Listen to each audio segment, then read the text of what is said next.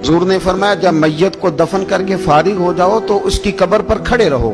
खुद हुजूर भी कब्र पर खड़े रहते दफन करने के बाद और फरमाते इसके साबित कदम रहने की दुआ करो, इसलिए कि अब इससे सवालो जवाब होंगे, अब फरिश्ते इसकी कब्र में आएंगे, अब इससे पूछेंगे, अब इसके साथ वो इम्तिहान होगा, तो इसके लिए दुआ करो, कब्र पे खड़े होके दुआ मांगो।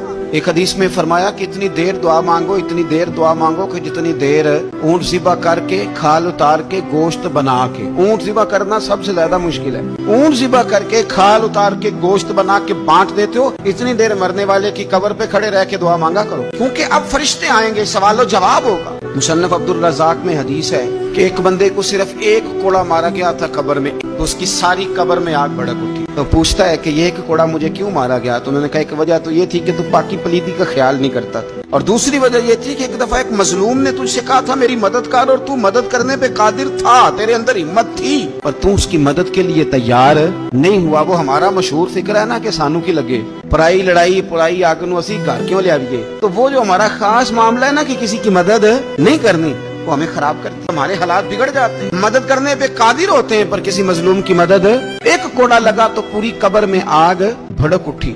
अज़ाबे कब्र से अल्लाह की पनाह मांगी जाए, डरा जाए, और आखिरत के लिए कब्र के लिए तैयार। कुरान मजीद ने कहा वैज़ल कुबूर बुस्सिरत, जब कब्रें कुरेदी जाएंगी ना, अलिमत नफ्सुम मा क़द्दमत व अख़रत, फिर हर जान जान लेगी कि उसने आगे क्या भेजा और पीछे क्या छोड़ा। मेरे अजीज, अपनी कब्र के लिए अपनी आखिरत के लिए फिक्र करें, तैयारी करें।